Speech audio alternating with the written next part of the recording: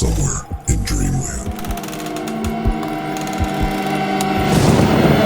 It looked like the complexion of a dead person in a casket. Random memories of waking up in the night, knowing I'm not alone in the room. We have 3 cities that all claim to be the UFO capital of the entire world. So when she turned on the kitchen light, it stopped walking. My parents told me these things didn't exist. They're a little more ominous, creepy, scary, and the question is there, what is this thing? Hovering just inches from the window was literally is what you'd imagine a grave to be. Never seen anything like this in my life. I'm still left with more questions than answers.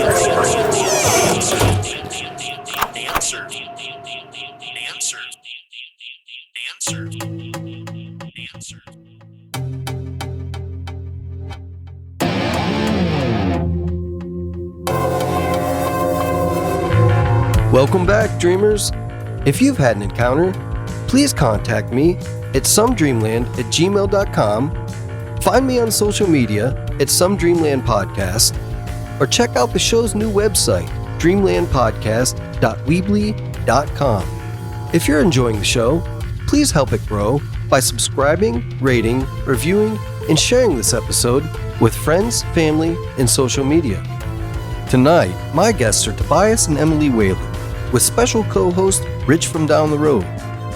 We will be discussing tonight the Chicago Mothman reports, investigation techniques, the Singular Fortean Society, and Tobias's new book, Strange Tales of the Impossible.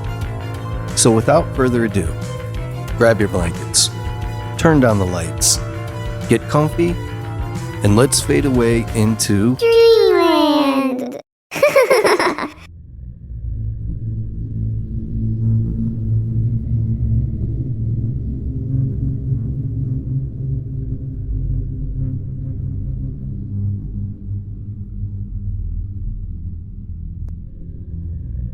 All right, tonight I'm joined by Tobias and Emily Wayland and Rich from down the road.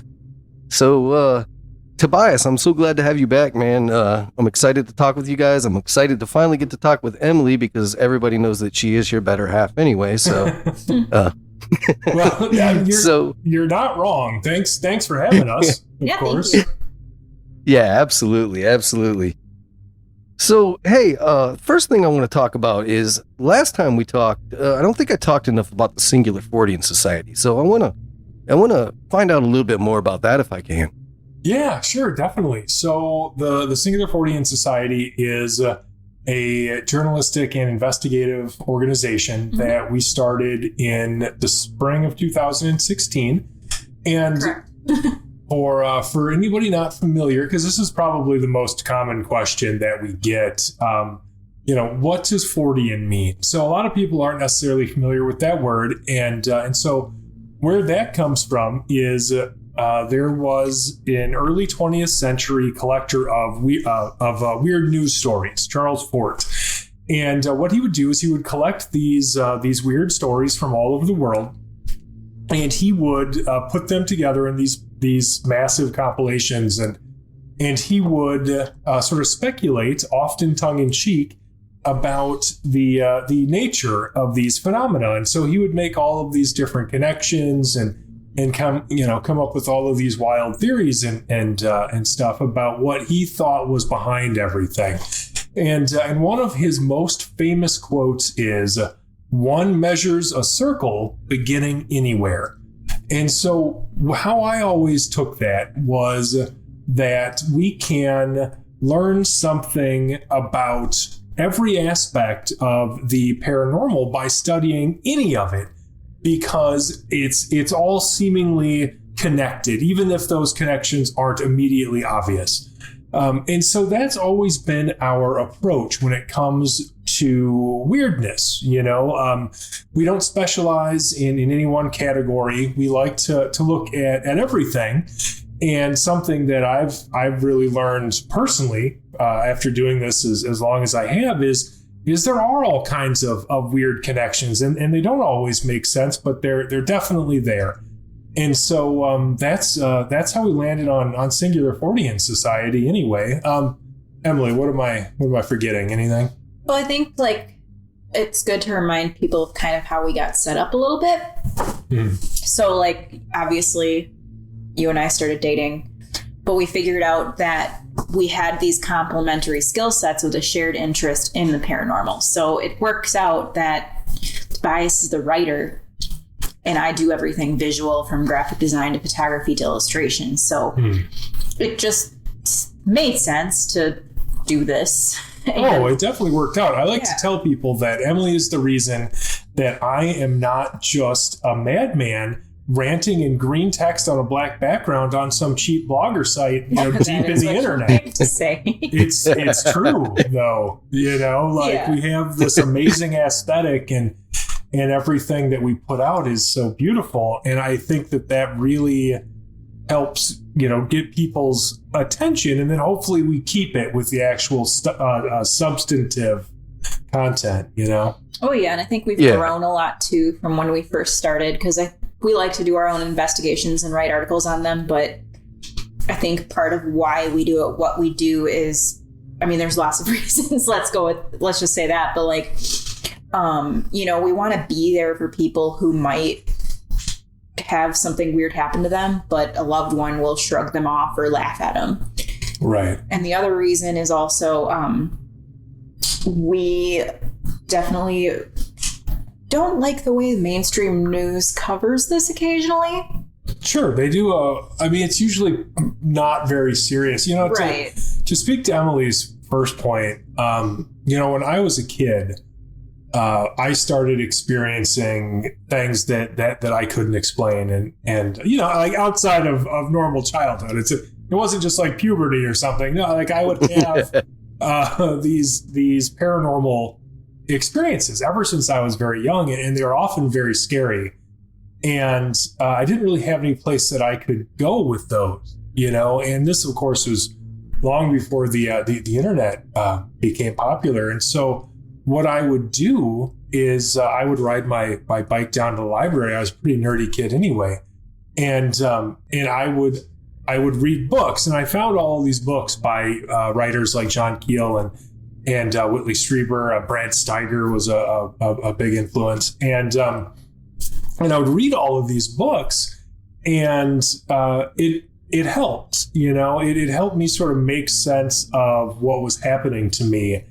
And it helped to know that there were other people out there experiencing similar things. And so when I was in my 20s, I started volunteering as a field investigator for the Mutual UFO Network. And, I did that for several years. And then I left to do my own thing. And I was sort of deciding what I wanted to do. And I knew that I wanted to be involved, and I really wasn't sure how. And I finally kind of figured out that really what I wanted to do was I wanted to give back to the paranormal community what I had received, when I needed it when I was so young. And so I wanted to help people. I wanted to help them with their experiences. I wanted to share their stories in a way that was respectful and authentic to their experience, and get them out there and hopefully be able to provide for others, what people had provided for me when I really needed it. And so that was a big impetus behind forming the Singular Fortean Society. And then, of course, that very much colors our approach to investigation.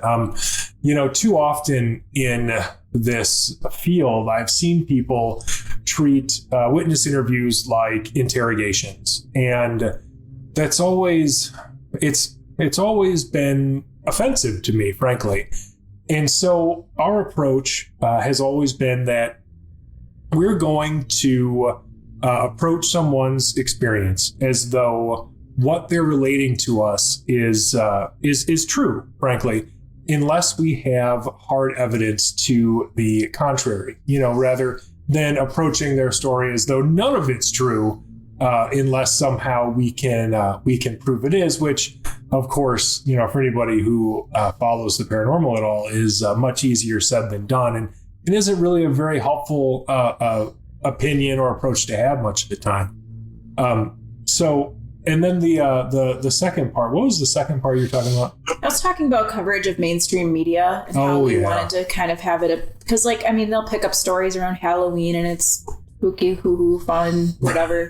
Right. But like, I think people, I mean, it goes along with the first point, honestly, because people will report something, the local media picks it up and it makes kind of a joke about it. And we don't want to approach it that way. We want to report honestly, openly, and have all our facts out straight. We want to do our, our homework. And well, there's a lot of due diligence that the mainstream media doesn't put into their coverage of these topics, which is, it's too bad because they have a lot more resources than we do. But I mean, that always was kind of our aim as well. Which Emily's right. It really does tie into that first thing very well, because you can't do anybody justice. You're not doing these witnesses justice, if you're just playing the X-Files theme over their UFO sighting. And only covering it over Halloween too. Yeah. It's just snickering, behind your note cards and whatever. So, yeah. Well, and the other part of that too is that because they don't take it very seriously, you don't get very good reporting on these issues. There isn't a lot of fact checking, or they don't know how to frame them, frankly, because their knowledge of the subject is so lacking that they don't really know how to write these stories. They don't even try, honestly. Right. Like, I know that sounds a little harsh, but they don't, I mean, they're just looking for something to fit the holiday, or, I'm going to write something fun today. Sure. And I think it also kind of like is it's problematic in a way where how is this field being perceived? We want more people to be open and accepting of others' experiences, but how can we do that if reporting isn't up to par? Right. Right. The only exception I would say to that, just from my perspective, has been the last few years with UFOs in the media. You've got people, like Leslie Keane, of course, has done a lot of good work in terms of bringing the UFO subject into the mainstream media. But, you've got New York Times coverage, and it is fairly well researched. They are actually speaking to people. They are familiar enough with this subject, and they're working with enough people who are on the inside of it, who sort of know enough about it where they can do it some justice. And so that's the big exception. But otherwise, it's pretty universally terrible. Right. Yeah, Rich and I were kind of talking about before you guys came on about how, if there's so many of these witnesses that witness this stuff, how's come you don't see more coverage of it in the media? And, I told him that I personally think that, first of all, it's because of the way the media handles it and when they handle it. But I also think because people aren't willing to go to the mainstream media because they don't want to be laughed at and be on a clip with the X-Files music played behind them, That's absolutely right.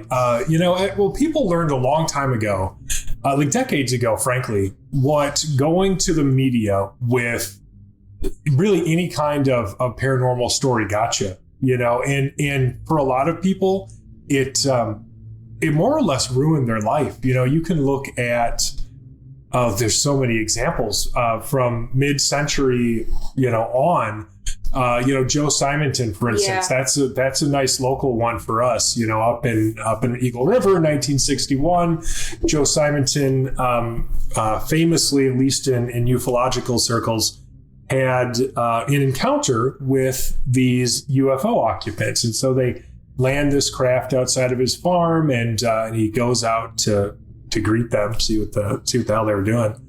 And, so the landing ramp comes down, and he sees what he described later as 3 Italian-looking gentlemen.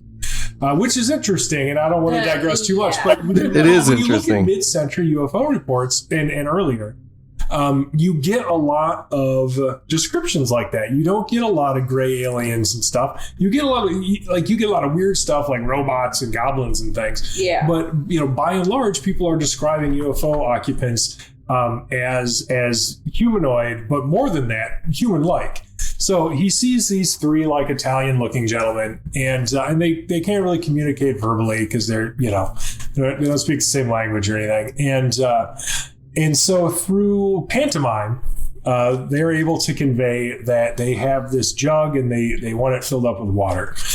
And so he sees that one of the guys in this UFO, in this craft rather, is making something on this griddle in there, and it looks an awful lot like flapjacks. And so he goes and gets them water, brings the water back, and he trades them the water for 3 of their flapjacks. And on the surface, it is a ridiculous story, but Joe Simonton was a respected member of his community, and he definitely didn't have anything to gain by sharing this story. And he always stuck by it, and it was taken seriously enough that it was investigated by Project Blue Book, and ultimately they couldn't find enough evidence to support it, and so it was written off as a hallucination, basically a type of waking dream. But he was ridiculed for the rest of his life because of telling this story, and it's it was pretty merciless, and you see that a lot. You can look at the Mothman flap in the 60s and coverage of that, and just countless examples of people who come forward and speak with the media and were willing to be put in national newspapers and sort of have their lives invaded, and they never got anything out of it. Not a one of them really benefited, and they always had their lives turned upside down, and more often than not, more or less ruined. And so I think people culturally have learned that lesson, where there's this sort of cliche at this point of the UFO witness or monster witness or something, and the unethical media preying on them, and we sort of all know how that story goes, and we know what happens, and so nobody wants to be that person. And the last thing that most of the people with whom we speak think about is mainstream media coverage. It's the last thing they want. It's the same reason a lot of them don't call the police. Yeah, because that's another lesson people have learned, is that the police aren't going to help you. They don't have anything they can do. They're not going to do anything. Right. And more often than not, it leads to the kind of mainstream media coverage that just wrecks your whole life. So at this point, I think this story is so embedded in our culture that everybody just knows how it goes. And so they don't bother. They more often than not, they'll go to Google if they have seen something or experienced something like this, and they'll try to Google it, and hopefully it leads them to somebody like us. But yeah, nobody wants to go to the media. Nobody's calling their local news outlet because they saw lights in the sky or a hairy humanoid or anything. Right. Yeah, and it's interesting you said that you go to Google, because when I was talking to Ken about this is kind of like the first time I'm being exposed to the Fortean Society. And I just got a couple of quick questions on that. What's your membership, and how do people go about joining the society? Oh, yeah, absolutely. So for anybody interested in joining, you can go to patreon.com/Singular Fortean, and we have a few different tiers of membership. It's sort of the basic membership. If you're interested in what we do and you're interested enough that you want to be a part of it, then we like to have a base community where we're able to sort of get together and people can share ideas. We have we'll do meetups. We have a monthly book club, watch parties, and things like that. And then there's sort of a more advanced membership for people who are really interested in investigating things. And so, because some people join and they just want to talk about this stuff, because that's another thing. There really isn't a lot of platforms where you can just talk face to face with people about this stuff, because we don't have any friends who are into stuff like this outside of the field that we've met since doing this professionally. Right. You know, I never had any friends who were like into any of this stuff, so I really didn't have anybody to talk to.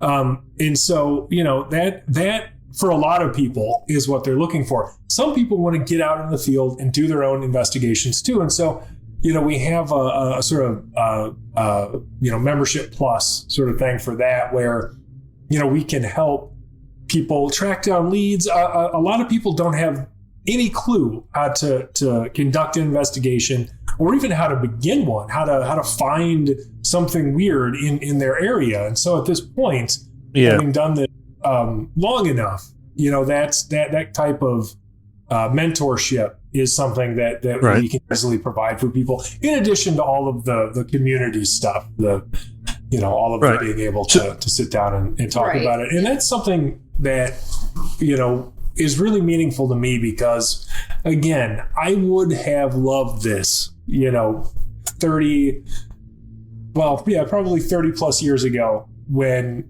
you know, I would have been just getting old enough to be able to actually participate in something like that. Well, maybe more recent than that. I would have been like 12. But you understand my point. We're trying to put together exactly what we would have wanted when we needed it in our lives, and we had experienced strange things. Right. Yeah, absolutely. And if I wanted to become a researcher or do this, do you guys provide training? Or I understand you said something about mentorship, but how would I, you know, as a layman, you know, get into the research field? Oh, definitely. So, you know, the way that I have always conducted it myself is, you know, there isn't a manual necessarily that I think people need to go by. So what I have always done is sort of walk people step by step through the kind of investigation they're interested in doing. So give you an example. One of our members, you know, he's interested in various phenomena. And so, you know, he'll come to me and say, well, I found this story or something. You know, what should I do? You know, and he's at the point now where he can follow up on a lot of things himself. And so, you know, sort of what I would do is walk him through how to contact potential witnesses, how to interview those witnesses, how to do basic research. You know, that's something a lot of people don't know. You know, it's something I learned in college, but not everybody did. You know, not everybody who went to college learned that. And lots of people didn't go to college, and that's totally fine too. And it shouldn't necessarily be something that disallows them from participating. And so just helping people with how to do, you know, really, again, basic research, you know, like finding original sources for information rather than relying on second or third hand accounts. Like, that's a lot of stuff that, you know, at this point it seems really basic to me. It seems like second nature, but so many people they don't know where to start, and they don't know how to do any of that stuff. Yeah, absolutely. I was a retired police officer, and half the problem with our investigations is, you know, we actually try to, you know, get an eyewitness statement, and that's kind of like the worst thing to kind of go by at times, because you know, you ask, you know, two different people, they see the same thing, you get two different answers. So yeah, it can be pretty tricky when you're trying to investigate, and this can be real in depth from what I understand. Oh yeah, definitely.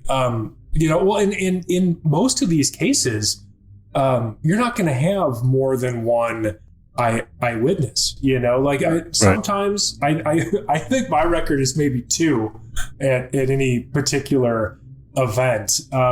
And you're right. Like they can vary considerably. Well, you know, even people who potentially saw the same thing but separately. You know what I mean? Maybe at a different time, correct? Or just not involved with each other at all. Like, yeah, their testimony can really vary quite a bit. And one of the things that, you know, I feel like I've been prepared to do, especially as a writer, is to be able to start to separate the story That is to say, what actually happened from the narrative, which is the particular angle or perspective that the person telling you about the story, adds to it. And so, too often you'll get people who will say something like, "Oh, I saw Bigfoot," and I'll be like, "Okay, that's great, but what did you really see?" Absolutely. Describe it. Right. Like I can't just go off of the assumption of what we all think of when we think of Bigfoot. Yes, you have to describe it. You have to tell me what really happened. And that's kind of interesting because Ken and I were talking about, different perspectives, and he brought up, somebody sees a shadow go by, and, one person swears, that they saw a ghost or demonic presence in the air, and the other guy just said, "No, I saw a shadow of a butterfly or something." So yeah, I mean, it can be hard to the untrained person trying to separate that narrative, what we want to see or what we really want to see versus what we actually saw. You're absolutely right. I have a pretty good example of that in my personal life. So one of the things that I had experienced growing up was seeing shadow people, and I don't know what they are, and I'm not going to tell anybody that I do. But a couple years back, my sister came to me, and she just mentioned that she had seen this shadow, this shadowy form in the family room of our parents' house. And she's telling me about this, and she says, "Hey, I'm just sure it was Grandma coming back to visit me."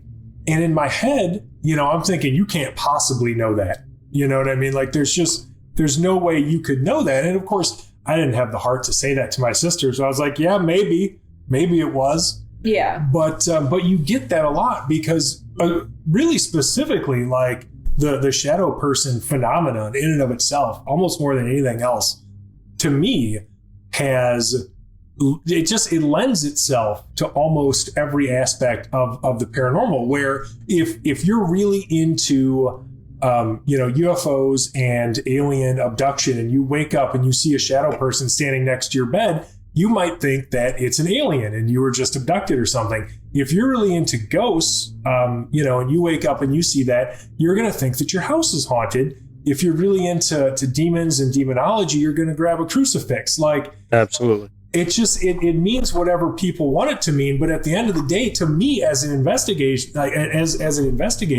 it means you saw a shadow person, and that's it. Right. That's all it means, without any other evidence. So, with all this being said, I want to go on into your Chicago Mothman, because I'm not going to let you go without talking about that. I got to talk with Lon Strickler a couple weeks ago, and he was telling me things are really starting to heat up with this case, and I just got a few questions for you with it. So you guys have been researching this, you and Emily, since 2017? Is that right? Yeah, it would have been spring of 2017. That's when we first saw the cases that were originally reported to MuFON come out. That would have been, April of, I think they came out in April of 2017. I think I picked them up in early May of 2017. And interestingly enough, there really wasn't much to them at that time. I remember seeing them come through the case management system and seeing people share that. And then MuFON published a short article about them and sort of compared them to the Point Pleasant stuff from the 60s, but there wasn't a lot of information. And they weren't able to follow up on them very well. And so I thought that was basically going to be it.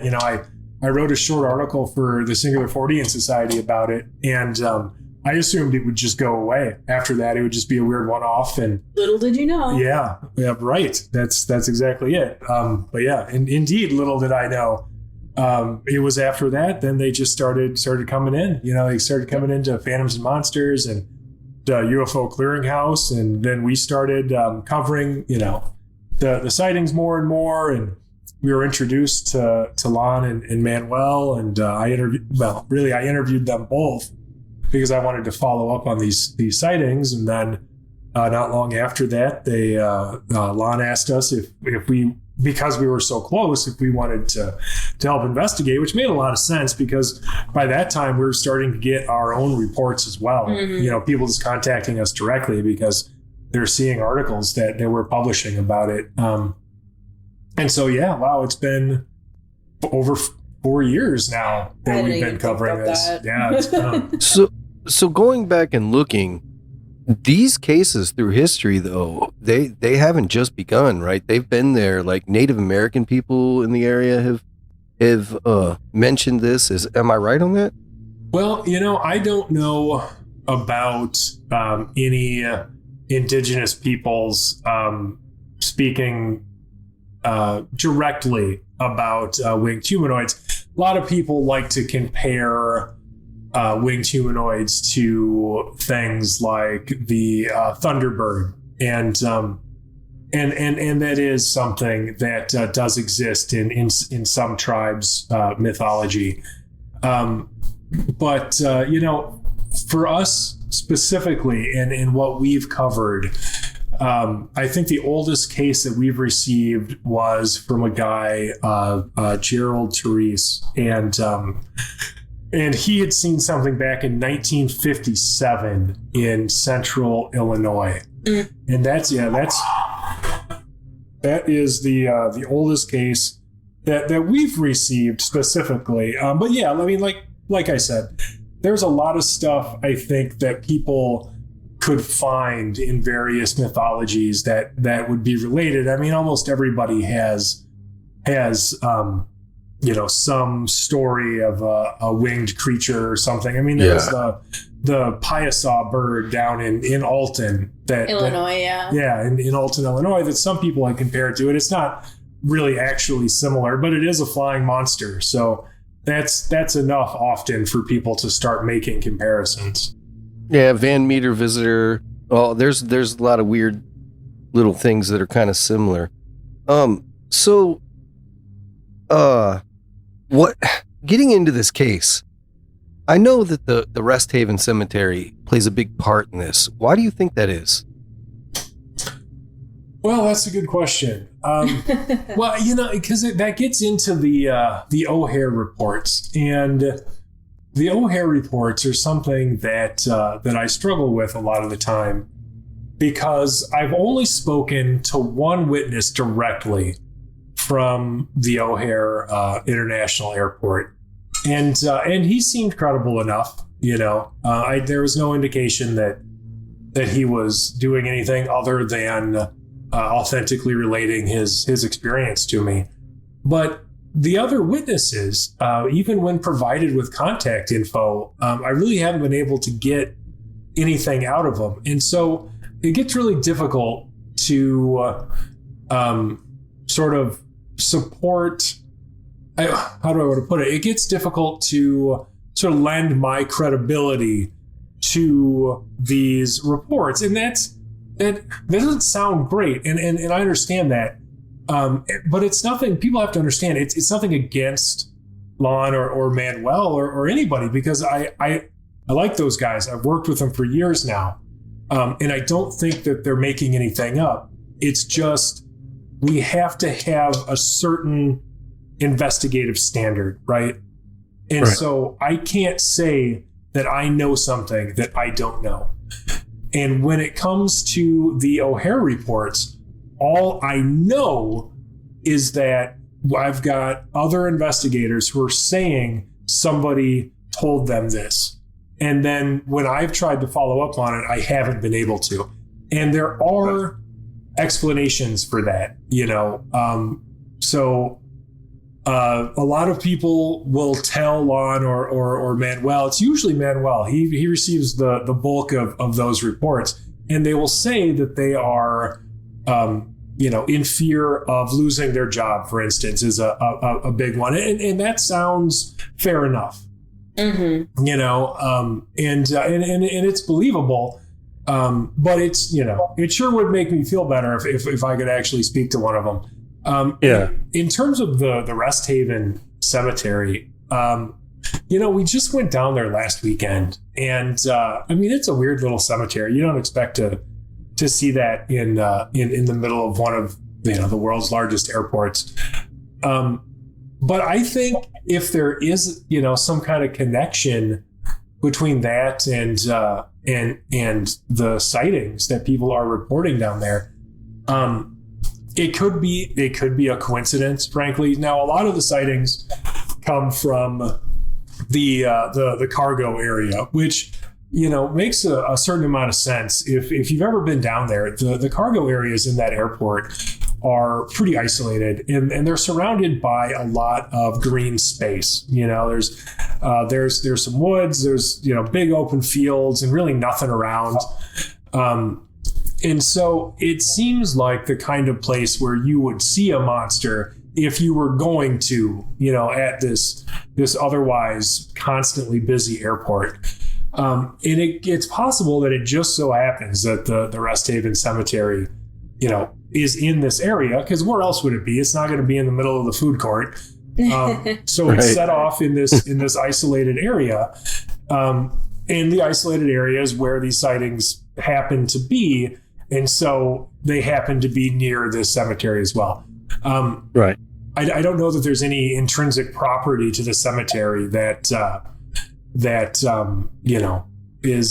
is really plays an inactive part at all in these sightings. At least I haven't seen any evidence of that. I would be open to it, but I really haven't seen anything that would make me believe that it does. All right. So on July 22nd, I'm sure you're well aware that there was a sighting on the. Have you had a chance to look at that? And can you give us kind of like a breakdown of what happened on the 22nd of July? The July 22nd at about 10:30 p.m. A number of different people. Now I think there were probably 4 or so different reports that came in from different people about this sighting specifically.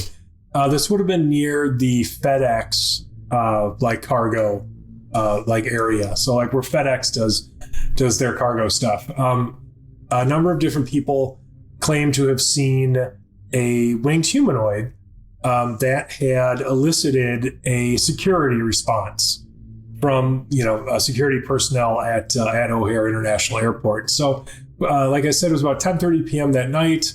A number of different people driving on this road back in O'Hare reported seeing the lights of these security vehicles surrounding this being, this dark humanoid being that they then reported spread its wings and flew away like over this fence.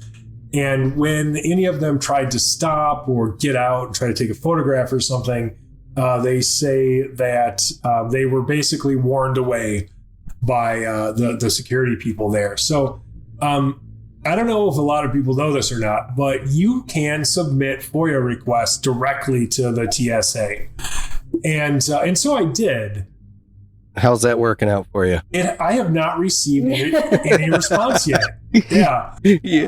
Yeah, that's funny. That's really weird. I know, right? I haven't... I asked him for any kind of official comment too, and that hasn't happened. I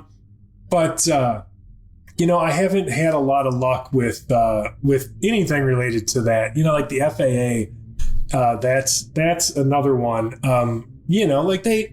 They have been shielding themselves from FOIA requests since that has been a thing, because of course in ufology, that's like the ufologist's greatest weapon is the FOIA request. And the FAA knows how to get around them, and I'm sure the TSA has learned as well. But usually you get some kind of response. It can take a long time. I mean, it might take several months for them to get back to me.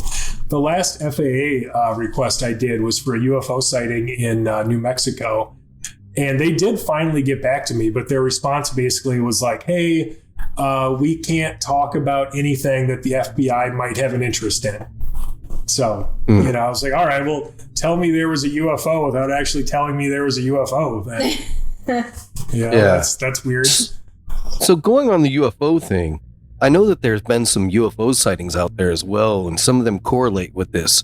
Do you know whether or not MuFON has played any role in this? Have they gone out and investigated? And oh, sure. What? I've got a pretty good working relationship with Sam Moranto. He's the state director for MuFON in Illinois.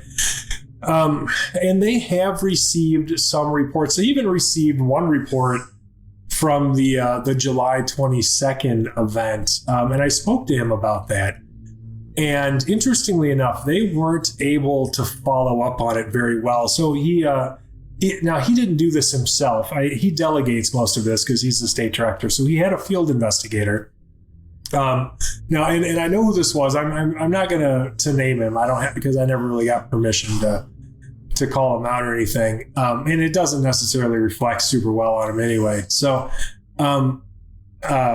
he had this field investigator that he delegated this to.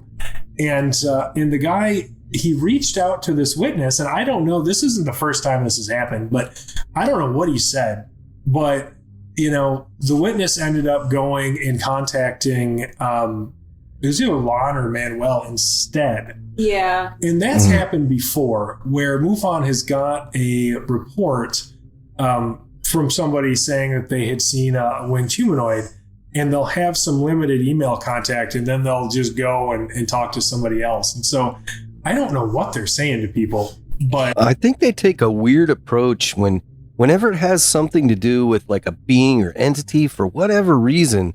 It seems to me like MuFON just they take this weird approach to things that scares people off, and maybe that goes back to what you were saying about kind of treating their interview as a interrogation. An interrogation. I think that's what they do. I mean, frankly, I like Sam. He's a nice guy. Oh yeah. But he's been very dismissive of all of this, and he takes the approach that I mentioned earlier, where he sort of demands that witnesses prove to him that they saw what they say they did, rather than just sort of taking the experience for what it is and following up on it where you can. And I don't know what it is with people, but we need to normalize saying, I don't know,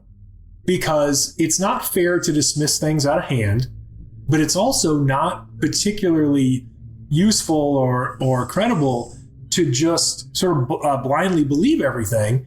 And so there's this other space that's available that not enough people make use of, where you can just say, look, this is what this person told me. The facts of their story that I was able to verify, like geographic data, weather data, stuff like that all adds up. And so I don't know. Maybe they saw a monster, maybe they didn't, but there's nothing to say one way or the other. And that's where we land a lot of the time. But yeah, no, I think that MuFON starts with this sort of adversarial approach where they're demanding people prove it. And it's like, look, these are just regular people, like they don't have anything to prove to you, MuFON. Like, right. They're just people trying to, feed their kids and go to work and whatever. Like, right. They're doing this they're reaching out for help. With no gain to themselves, obviously. Like, they don't get anything out of this. They need to humanize their witnesses. Absolutely. Right. They're people. Yeah, and I was actually going to ask Emily what her take on all this was. Well, I mean, I agree with everything that we're talking about. And I mean, I don't know if... I was not a MuFON investigator like Tobias was, but I've always been kind of like a big softie and like more empathetic, and like I think it's very natural for me. I mean, I don't do much of our witness interviews, but I think if I'm going to talk to somebody about something like this, it's pretty natural for me to come from a point of like just listening and understanding and being, there for them. I don't know what their agenda is, if they're trying to seem very like super professional and have, a certain like air about them, or what their training is. But like, I don't think it would take much work for them to humanize these witnesses and actually be an effective organization. Yeah, I think that's the basic breakdown for any type of investigation is how you question your witnesses. I think law enforcement goes through it. All kinds of investigations kind of take a different approach to actually asking questions, and at some point they can put the witness on defense and dismiss them. And I mean, we see it all the time in domestic violence type stuff, where and cops play different parts in order to get certain things that they want out of them. And I think you have to kind of try to get a read for your witness and kind of fit with what you're kind of picking up from them. Are they anxious? Well, then go be a little bit more gentle, Right. Yeah, absolutely. I think it requires being flexible in your approach.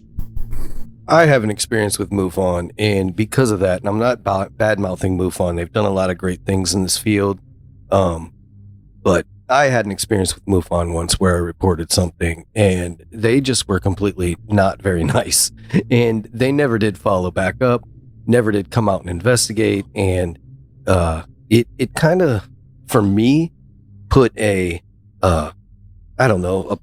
dark cloud over top of the organization just because of my personal experience with it. They kind of grilled me whenever I was, and it was all over phone too. So I don't know. It just, I wish that they would humanize people more, I guess. Sure. I mean, there's a reason that I am not associated with them. There's several reasons, actually. I mean, it's not, I don't know what it was like decades ago, but it's not a particularly supportive organization. One of the things that I started noticing, and I would have left back in, gosh, I don't know. It had to have been, let's see, how old am I now? I would have left 10 years ago, I bet. And even then, it seemed more like the purpose of MuFON was to channel reports up to the upper echelon who could get TV and book deals with them. Yep. And it really wasn't about helping people, which is what I wanted to do. No, they want that story. They want that story, and that's that. Right. And so, I mean, I can't tell you how many times now I've heard people say that they were treated that way by a MuFON field investigator, and it's across multiple states. So I don't think that it's just one state. I think it's really systemic at this point, of sort of treating witnesses poorly, interrogating them rather than interviewing them, and starting off with this perspective of, hey, you need to justify your experience to me or stop wasting my time. And I got to tell you, I don't know. I can't imagine being the kind of person who would treat a stranger that way. Somebody who is taking the time to speak to me, with nothing to gain, for as much my benefit as theirs. And and to treat people like that, the cojones it must take. I don't get it. So, but it seems like a thing. I try to be diplomatic because there are, I think, some individuals involved with MuFON who, are basically good people. And I don't want to throw them under the bus, but the organization as a whole. If somebody were to ask me, hey, where should I report this UFO? Well, one, I would say me, just report it to me. But but say I retired or something. I sure as hell wouldn't tell them to go to MuFON. I feel like when you're going to properly interview or investigate someone, for my own personal show, I have said, when people have given me reports, whether I think they're kooky or crazy when they're telling me their story, I'm not going to put judgment on that. I'm just going to take their story and listen to it. But when you're interviewing somebody, especially out there in the field like that, there is a certain amount of psychology that goes with that. And I feel like they totally miss that psychology. Yeah. I mean, definitely. I mean, this is sort of what, Rich and Emily were talking about, in terms of having to treat, people like human beings, frankly. They're often when we go out and we meet somebody, we've had a couple of times now just in the Lake Michigan Mothman stuff where we've been invited by witnesses who have agreed to take us to the sighting areas and show us around and stuff. And, I am not a licensed psychologist, obviously, but, I am a human being. And so when somebody is terrified, it's pretty apparent, and so you'll have these people who have been through something that seemingly was very traumatic, and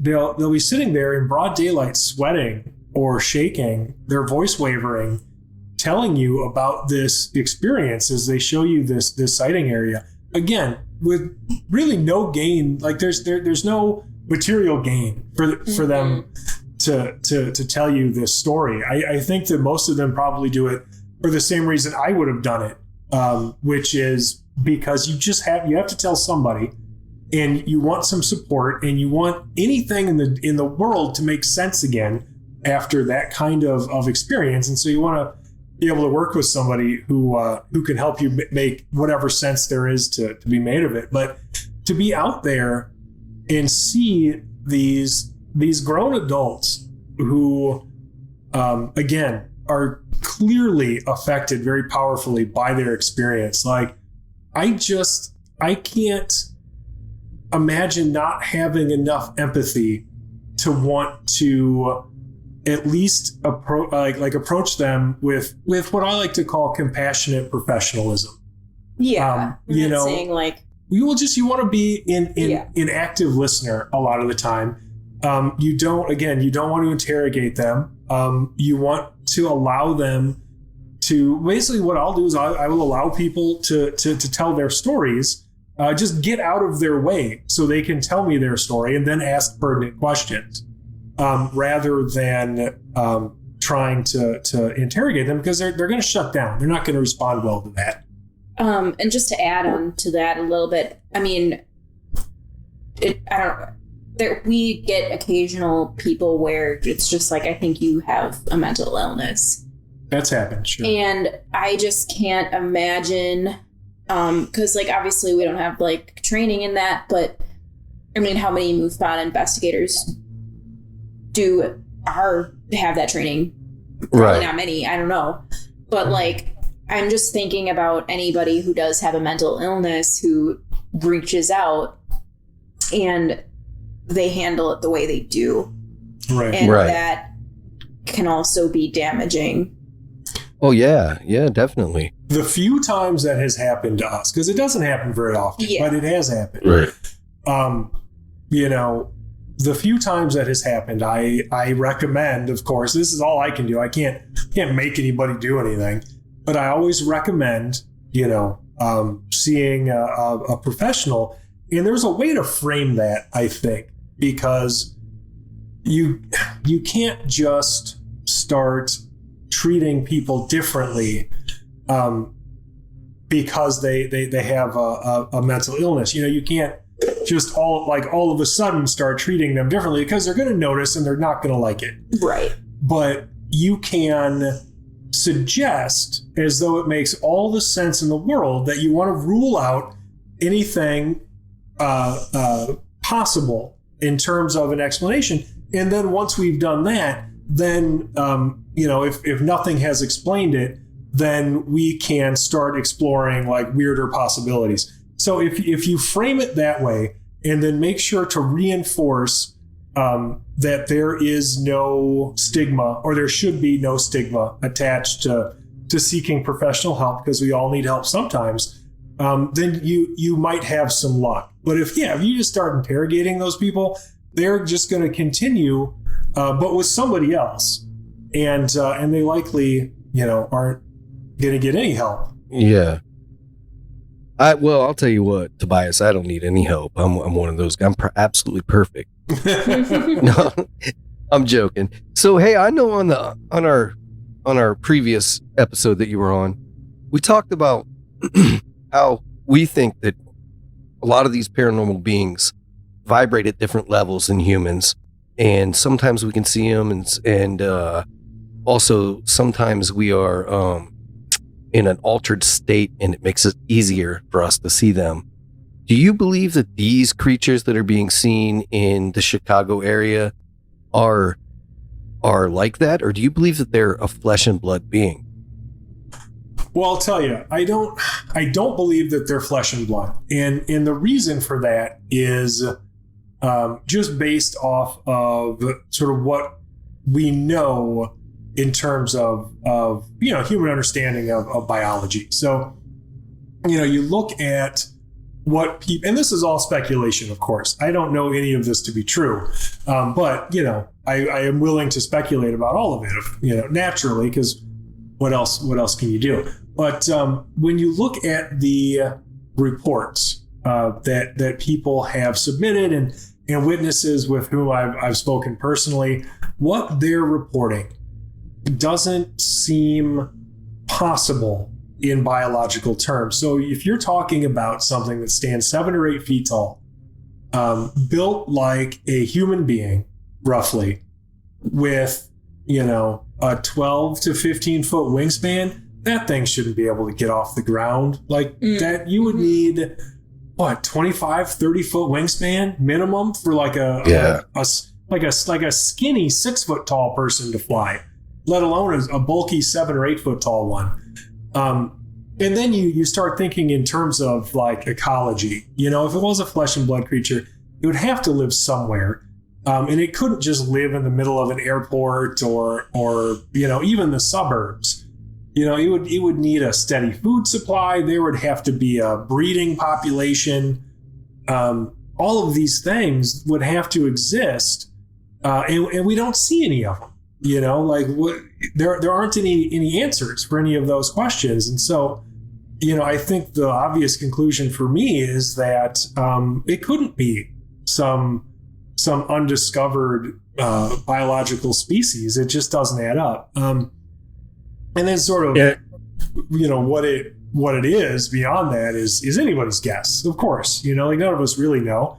I like to think about how so much of this seems to sort of happen on the level of consciousness, because along with the sighting, a lot of people will report experiencing a number of other phenomena, we'll say, including like extreme fear or feeling like this thing is staring into them. They'll, maybe say they sense a feeling of evil. So they might feel like hypnotized or stuck in place, and any other number of things. And it's hard to nail those things down, but I think it does speak to at least some level of this experience that is something beyond physicality. And so, I don't know exactly what it is, but I can be reasonably sure that what it isn't is some sort of, biological being, at least not in terms that we understand.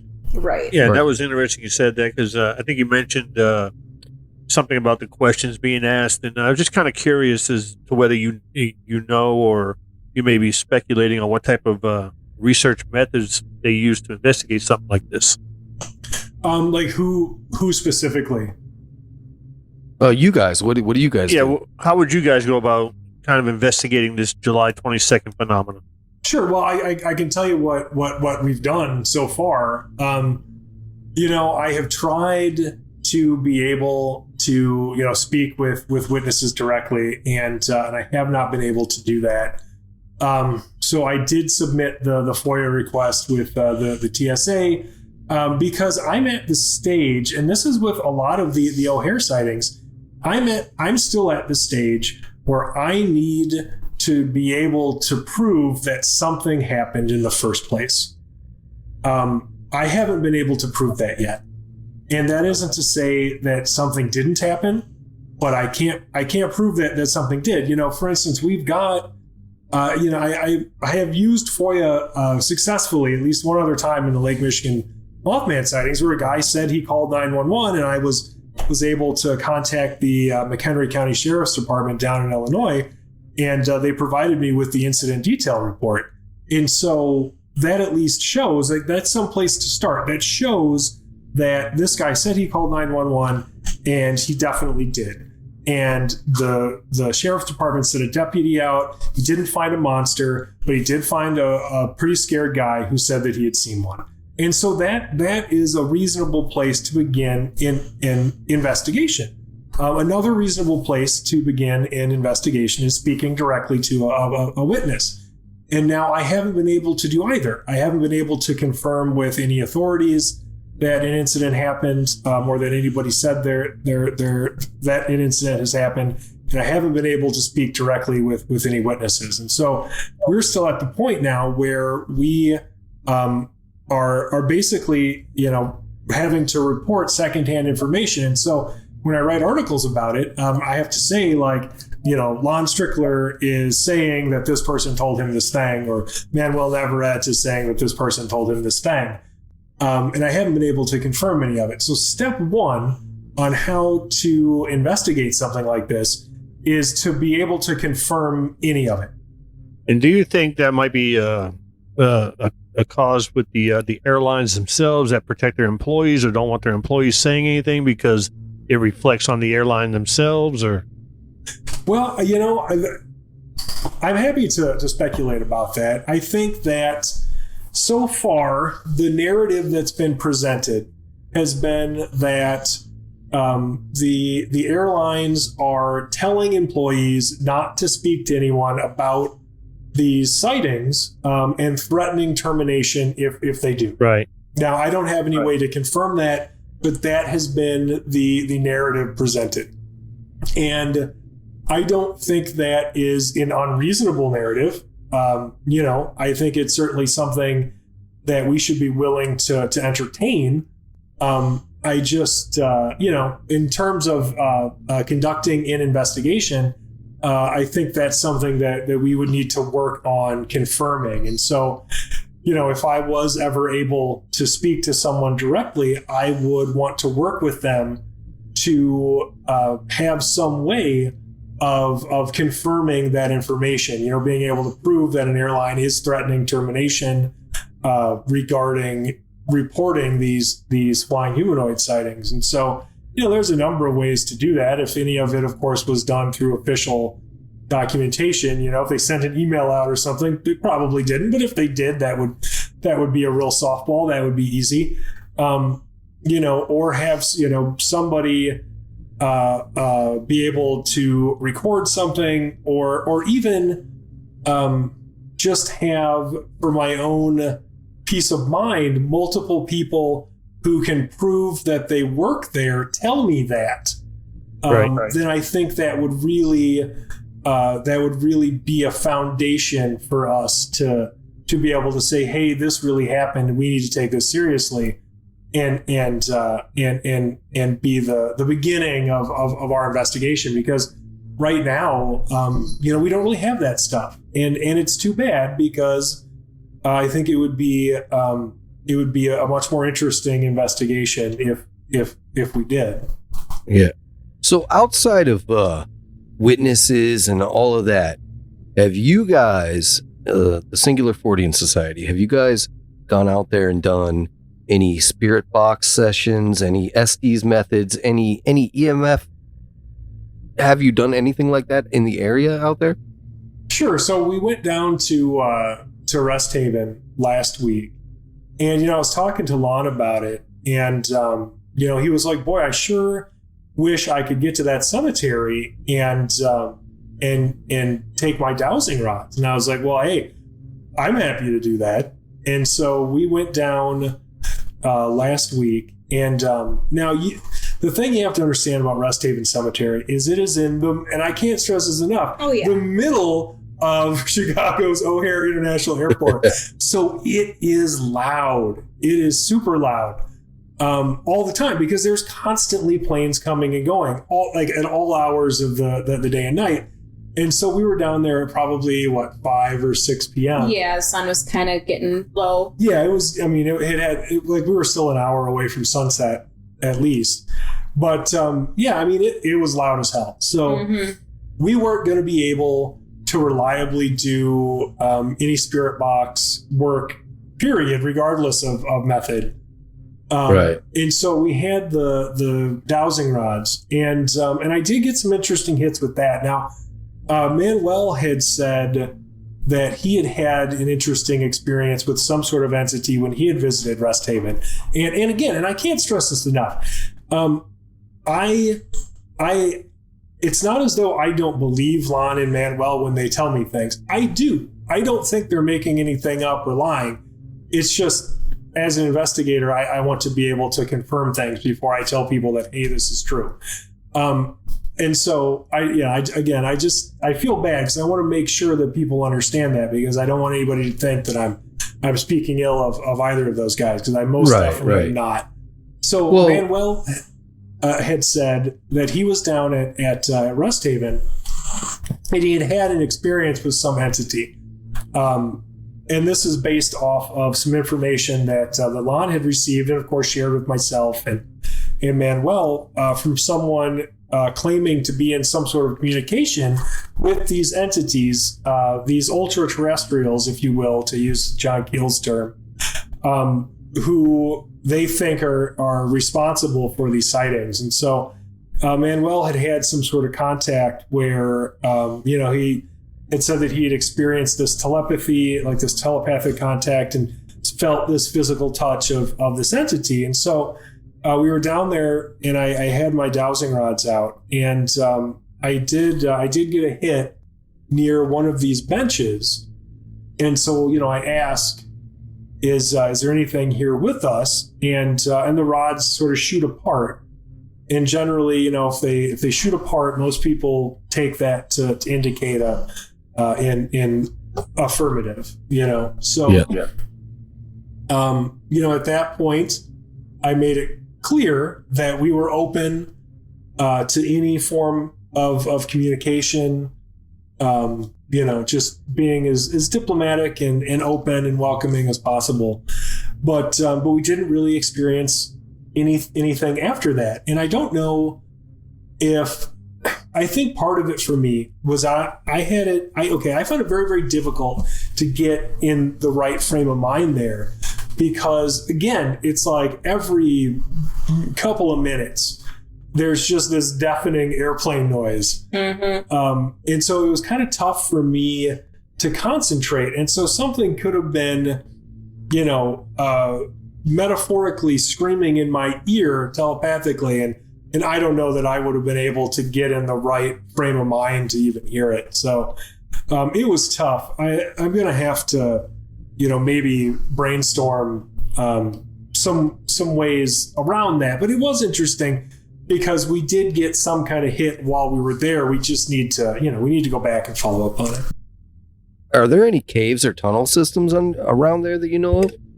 Well, there are tunnels, like underneath O'Hare. Like there's tunnels underneath all of Chicago, really. There aren't any natural cave formations. You don't get a lot of them in Illinois, especially like not around Lake Michigan. Like that's not going to happen. It's mostly limestone.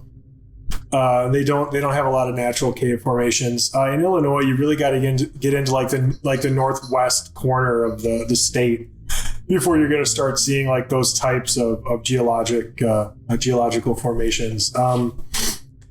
So no, there's no natural caves really. All right. Well, limestone seems to play a part in the paranormal as well, but after talking to so many researchers, like I think it was I can't remember who I was talking to. He says, it used to be limestone that people claimed. Now it's quartz and everything else. So can't even judge it by that. That can't be a factor anymore either. So I know a lot of people, they hang their hat on that shit though.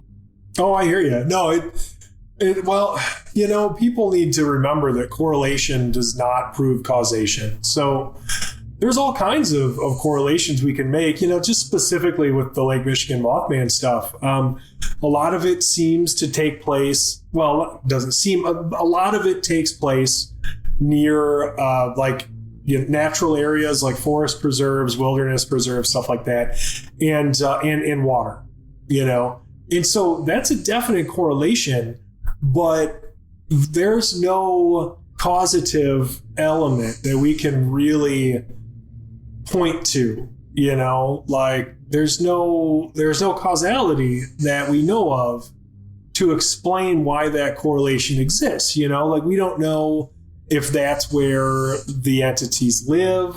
We don't know, because people can come up with whatever speculation they want. They can say, oh, they're nature spirits because they're always by nature, or they're water spirits, or they live in the water, or they live in the woods, or the woods are where interdimensional portals are. You can just make up anything you want to explain it, but that doesn't make it true.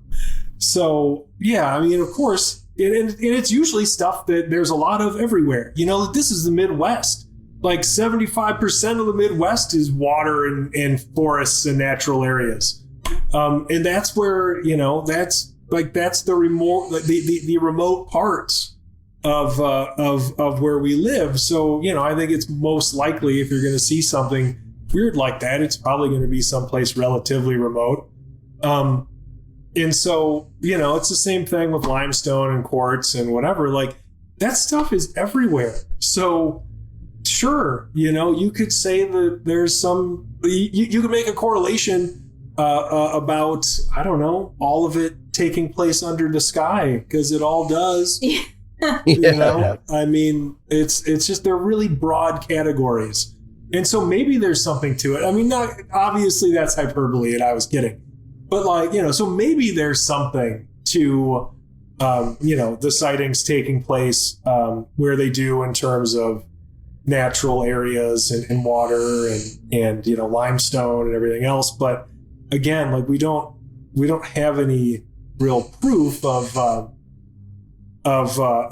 causality, Right.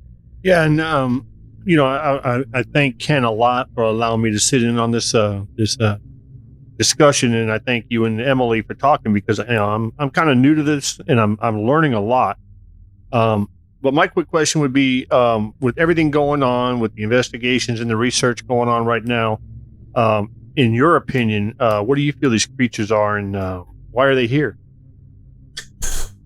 Boy, that is a good question, and it's one that I think we think about a lot. Again, I'm so much more comfortable sort of saying what I think they're not than what I think they are. So one of the ways you can approach that is, so if we can sort of rule out any sort of undiscovered biological species, which I'm willing to say at this point we probably can. If you can rule that out, then what does that leave you?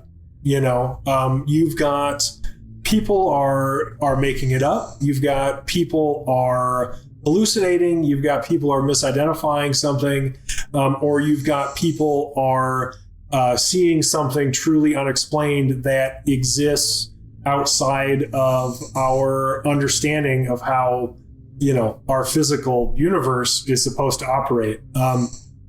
And at least in the investigations that we have done, some of them have been misidentifications. And so I'm pretty confident in saying that the ones that I don't think are misidentifications probably aren't, because we generally know what those look like, and we always point them out when we find them.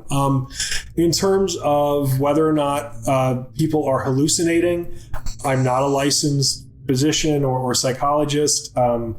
I don't think that they are. I think that if most of these people are hallucinating, I might be hallucinating this conversation right now, because they certainly seem to have experienced it in a very profound, very real way that lasted a significant amount of time. And it certainly didn't seem like any hallucination I've ever read about. And then, as far as making it up, again, I don't have any evidence that anybody is making this stuff up. And in fact, the evidence that we do have argues against the witnesses, at least with whom we have spoken directly, having made anything up, because they have absolutely nothing to gain and everything to lose by telling us these experiences. Frankly, the only thing that they really stand to gain out of this is some kind of peace of mind after having experienced something that really did shake them up quite profoundly. And so at that point, we're sort of left with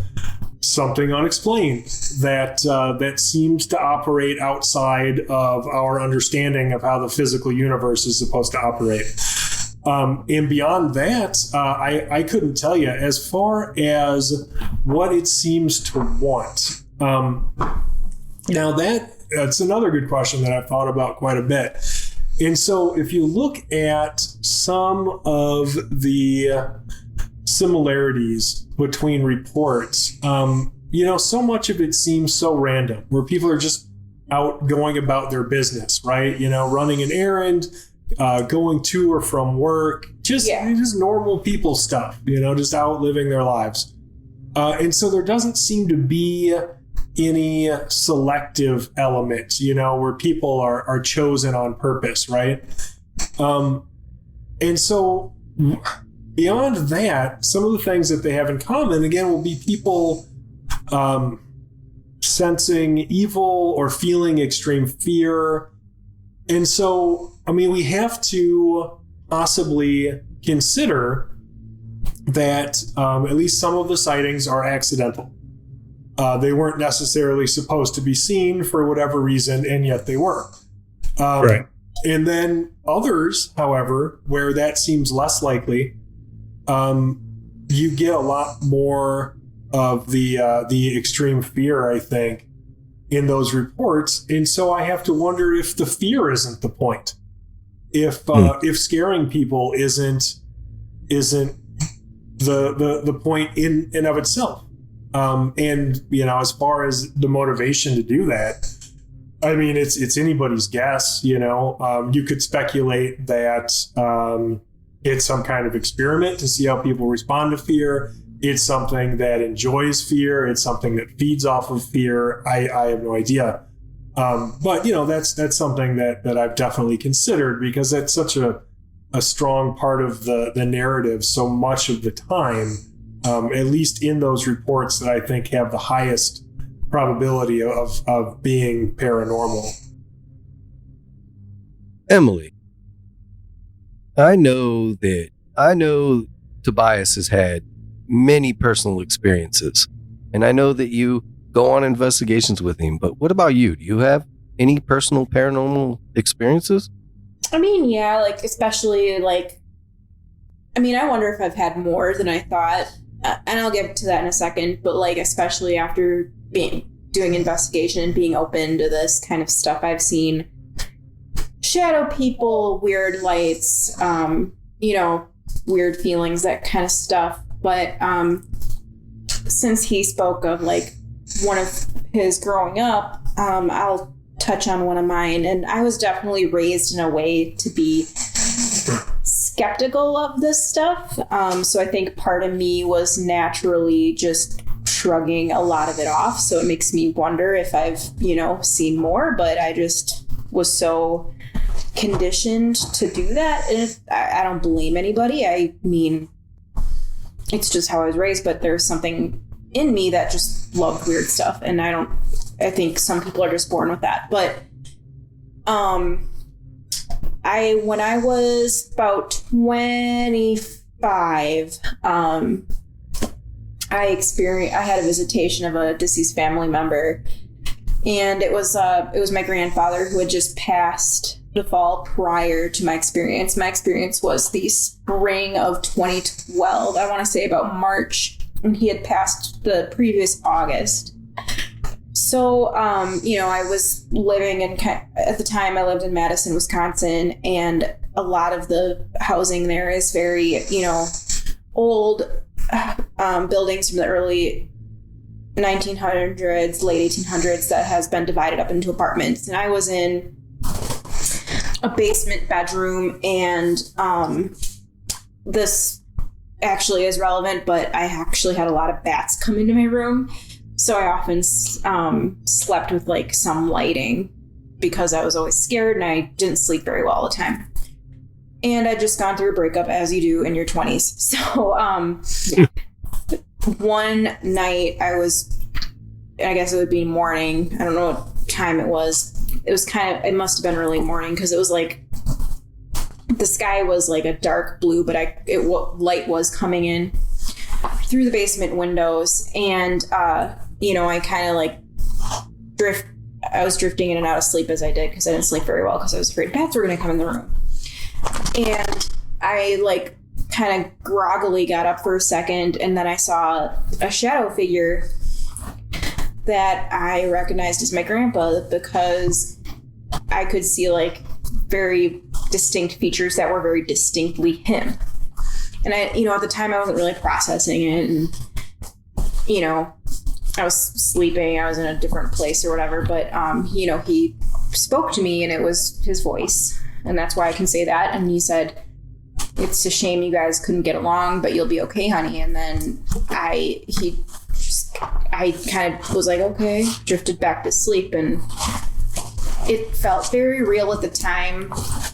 But now looking at it, because I remember how I was, physically kind of lifted my body up to see him, and I can remember going back to sleep and the features and the time, it must have been like 5 a.m. or something. Just those details and remembering that stuff, I think I dismissed it as a dream for a long time.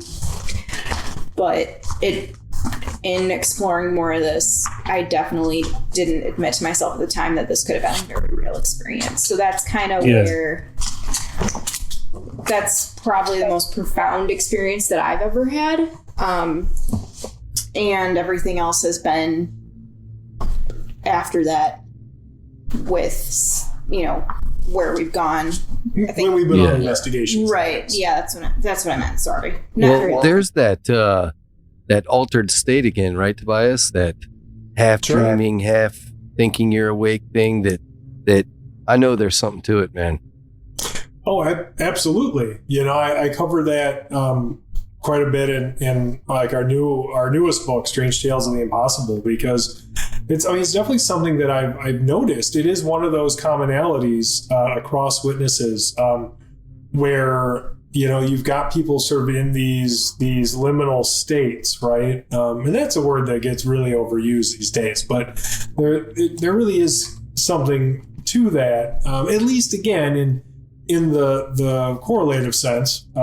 But yeah, you get people reporting stuff a lot when they're, it's nighttime and they're relaxing and maybe they're in bed, or, again, when they're out doing stuff, especially driving.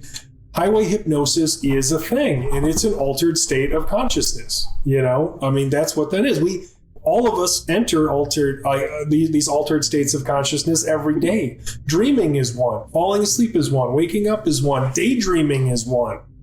And so often when you get these reports, you've got somebody who is at the very least doing something or under conditions that would be conducive to one of these altered states of consciousness.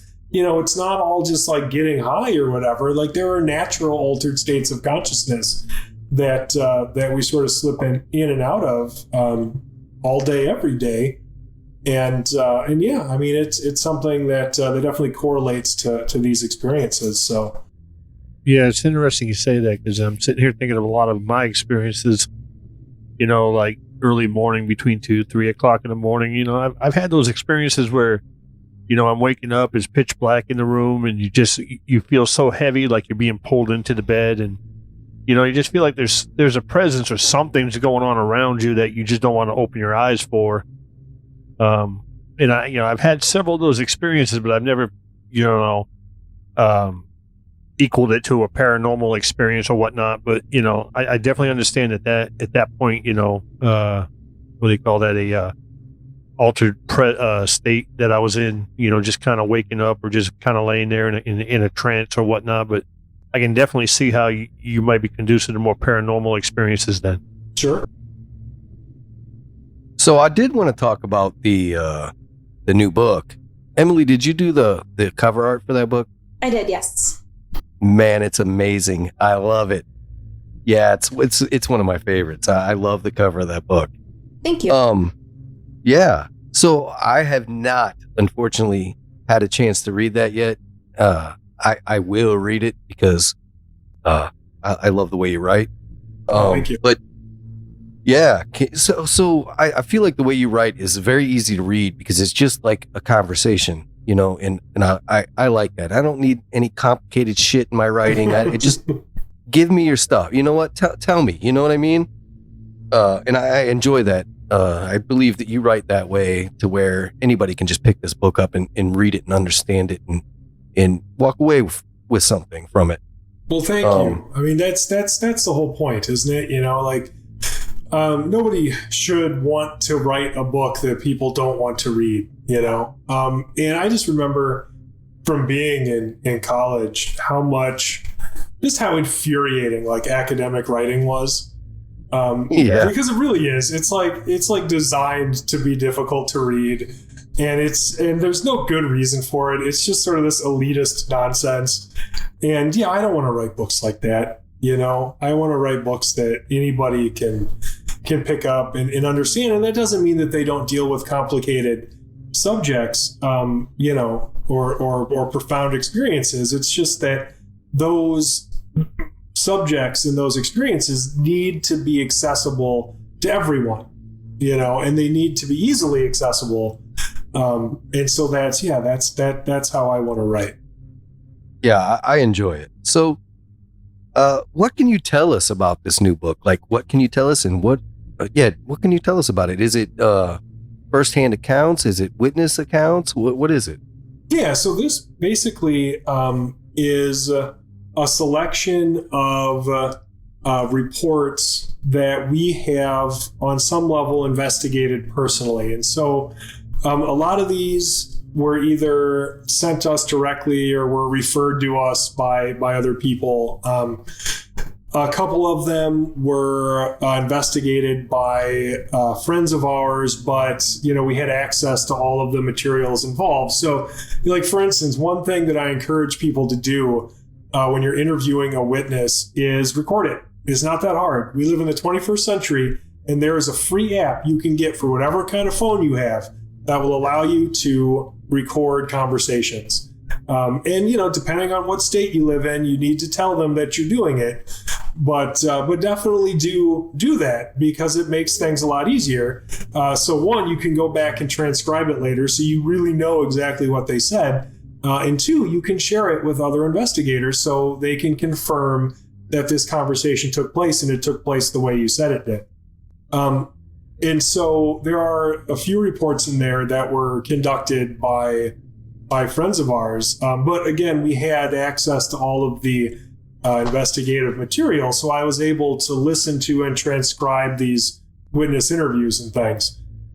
So yeah, I mean, it is basically all firsthand accounts of things investigated by us or investigations that we were involved in deeply enough to at least have access to every aspect of the investigation. And so hopefully that's interesting enough for people. You know, I never really wanted to write books about, you know, other people's work. Lake Michigan Mothman, I had to do a significant amount of that just because I'm trying to cover the totality of an investigation. Sure. And so a lot of it, you know, we had our own reports and our own investigation that we did, but a lot of it was me investigating investigators, you know, and sort of relating their experience of investigating. And luckily, like this book wasn't really like any of that. Because it is all stuff that we really had direct access to. So yeah, it's a variety of different phenomena. You know, everything from ghosts and hauntings, apparitions, to UFOs, to winged humanoids, to hairy humanoids, to time slips, to shadow people, mysterious, you know, balls of light. It really runs the gamut. And the reason that we did it that way, because, a lot of times people like to break things up into categories and be like, well, I'm going to write a book about ghosts, or I'm going to write a book about UFOs. But that's not the approach that we take. We very much have a kitchen sink approach to these subjects because of that Fortean outlook, right? And in doing so, I think that I was able to identify a number of interesting commonalities between these reports that might not have been noticed otherwise. So I can give you an example. And this was actually the subject of my presentation at the Haunted America conference in Alton, Illinois this past summer. Nighttime visitations, right? So you've got across the entire spectrum of paranormal phenomena, right? You have this separate, but like included in everything, phenomenon of nighttime visitation. And so I touched on this earlier when I was talking about people's interpretations of shadow people. But, I've spoken to witnesses who said that they lived in a haunted house and would wake up with an apparition next to their bed. Like one of our friends that we spoke to and interviewed told us about how she grew up in this haunted house, and she would see this apparition of a man in a tuxedo. And so she'd actually woken up one evening and seen this apparition leaning over her bed. Now, you get nighttime visitation events like that across the board. There are people who have woken up and been accosted by what they described as gray aliens. We had a lady who woke up and saw this thing that she described as an amber ball of light in a solid charcoal cloud, which is probably one of the most unique entities or objects that I've ever heard described. There were others, people waking. I personally have had a nighttime visitation event where I woke up and I was floating above my bed, and I looked over and there was this shadow person there. And so what was interesting to me is if you strip away the aesthetics, the superficial details, the appearance of what these things are, the actual stories are pretty similar.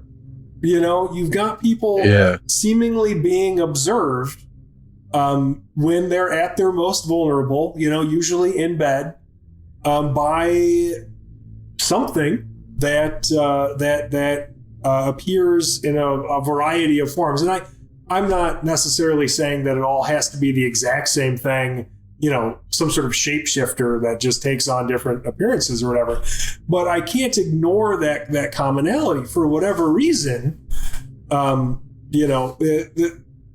Those stories, they have a lot in common. Although, again, if you were just writing about ghosts, and somebody read that book, they might not have any idea that people who talk about alien abduction say that they experience the same thing as our friend experienced waking up with that apparition. So, that's why, we really wanted to put all of this stuff into the same book, because otherwise I think you miss out on a lot of these similarities. Yeah, I get it, man. I get it. So what's next for you guys, the Singular Fortean Society, and you and Emily, and what's next? You got another book on the horizon? Where are you going to be at next? Sure. So, well, we actually just got to see the advanced screener for Small Town Monsters on the trail of the Lake Chicago Mothman. So that should be out. Can't wait. Yeah, it's been sent off to the distribution company because Seth Breedlove sent us the screener on Sunday. Mm-hmm. So just a few days ago, and I thought it turned out great. I think people will really like it, and so that should be coming up relatively quickly. I don't actually know the timeline. I think it's early December is the release date. Early December. I would say the 7th. That makes sense. I got to get him on the show. He's from my neck of the woods, man, and I got to get him on the show. Yeah, oh yeah. Definitely should. And then as far as other projects, we've always got stuff that we're toying with.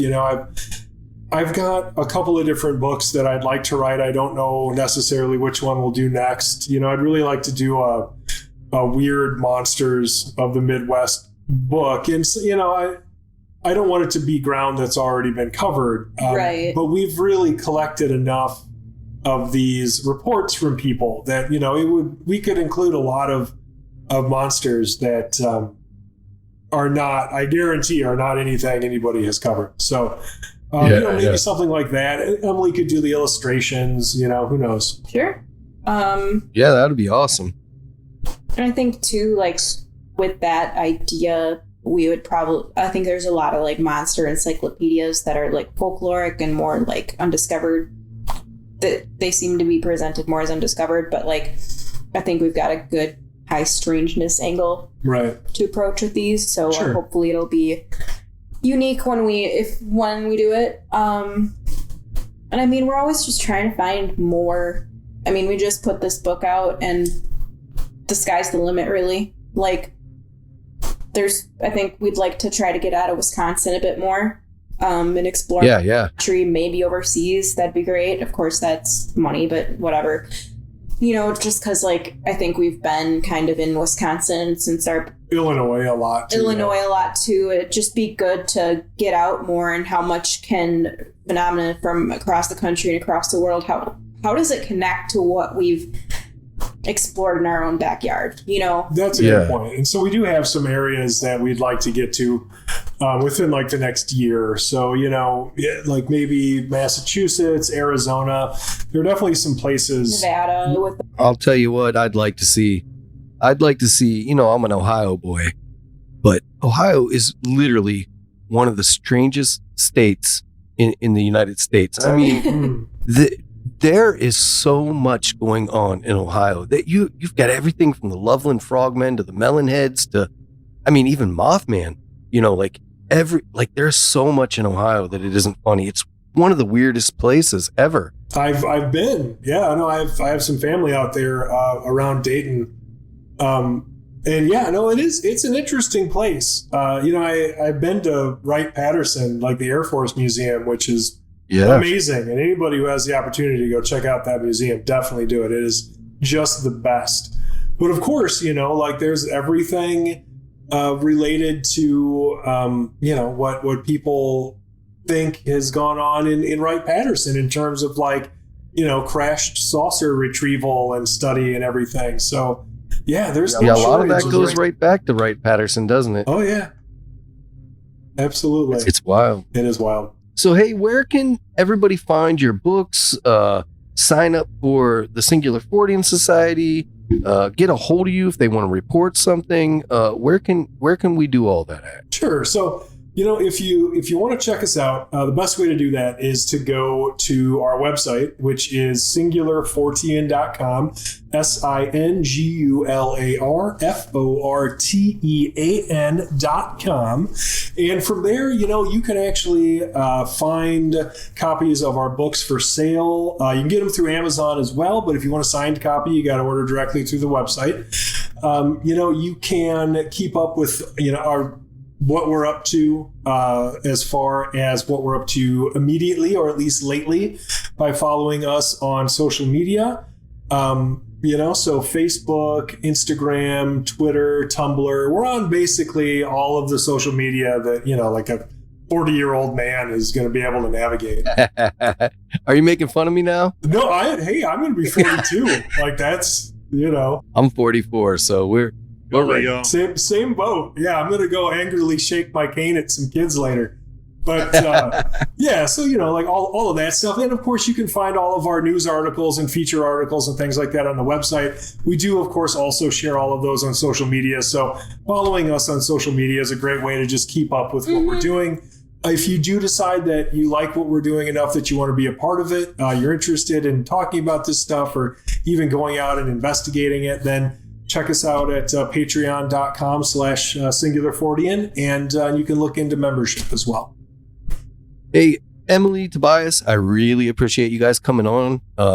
talking with us, and it's always a great conversation. Yeah, I had a lot of fun. I had a lot of fun last time too. Yeah, thanks for having us. Oh yeah, I love you guys. You guys are amazing. Thanks. Oh, thanks. All right, well, thank you guys. You guys have a good night. You too. Well, that about does it for Dreamland tonight, dreamers. Thanks again for listening, and good night.